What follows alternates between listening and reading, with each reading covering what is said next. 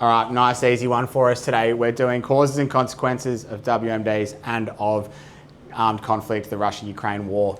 This is very straightforward, but today we're just going to look at it in the terms outlined in the study design, because I think that's going to make it nice and easy for you to put together an analysed question in a 7-marker should it come to that in the exam. So for our causes, what that encompasses from the study design is essentially, for weapons of mass destruction, short-term causes and global interconnectedness.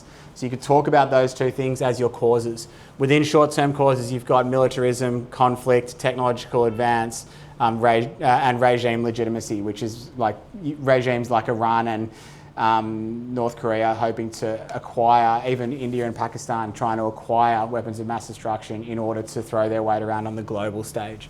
They're some of our causes of weapons of mass destruction. Now, anything that has happened as a result of these issues and crises, which might be actions, but may also be changes in opinions or perspectives, is a consequence of the issue or the crisis. So what we have here is all of our responses obviously are consequences. Responses happen as a consequence. So our responses could be from the UN and from the IAEA. We've got some, they look for compliance. They're trying to get people to comply with the international law frameworks that currently exist. Then you've also got a response from ICANN, which is the abolition of all WMDs. So they're two responses which are a consequence to the issue. Seeing the ineffectiveness of international law is another consequence. So everyone well, not everyone, but there are 9 nuclear states. That's an indication that international law isn't as effective as it could be, which is our understanding, or sort of the idea that international law is ineffective is in itself a consequence of this crisis. Also, in a more straightforward manner, we've got political instability and mutually assured destruction. So political instability is just basically rogue actors and new states having access to weapons of mass destruction undermines global security and increases tension. So a consequence is political instability.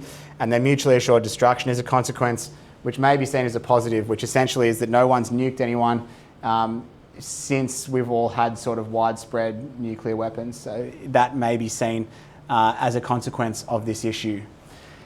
If we move over to the Russian-Ukraine war, the causes are a little bit more extensive. So the causes that we can look at are, again, our short-term causes that you might look at for a 3, 4, 5 marker, which are things like culture and nationalism, alliances and geopolitical risk, and the EU. So they're all the sorts of things like, Russia believing that they're liberating ethnic Russians in parts of Ukraine and those sorts of nationalist movements.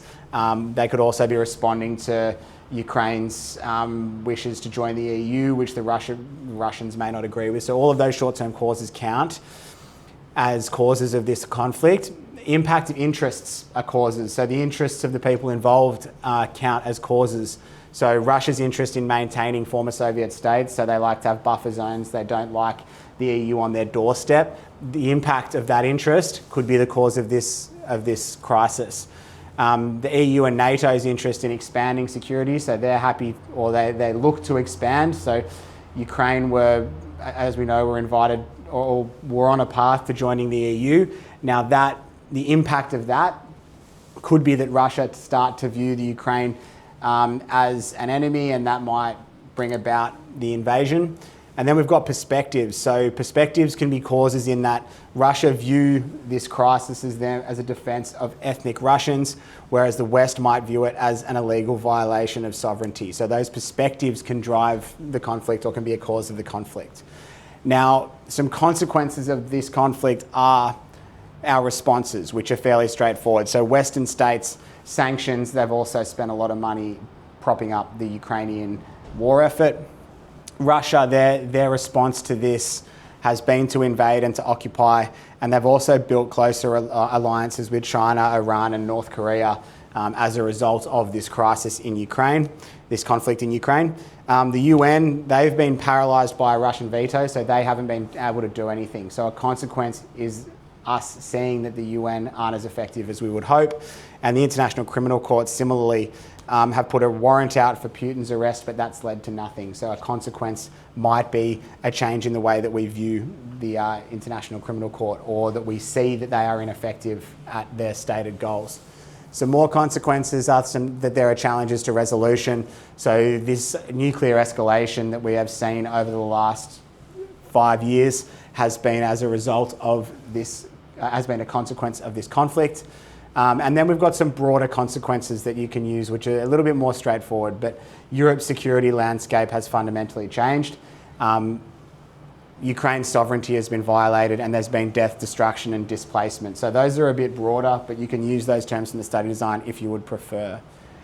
Now, finally, we've got a little scaffold for a 7 marker for weapons of mass destruction. So if you were given a 7 marker in this, I think the easiest way to put it together is to have a nice opening sentence, which is something along the lines of weapons of mass destruction persist as an issue due to, and then you're going to insert one of your causes or an umbrella term around the causes that you've used, leading to significant consequences for, and then again, you can put in some of your consequences. But a nice little introduction that talks about some causes and some consequences, and then in the body of your response, you might talk about 2 causes and 2 consequences.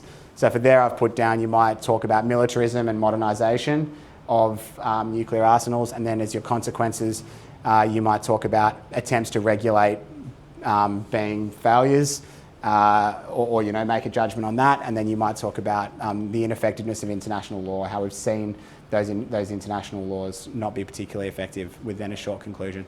So a nice easy one today. I don't expect this to give anyone too much trouble, but just thought I'd throw it up there anyway.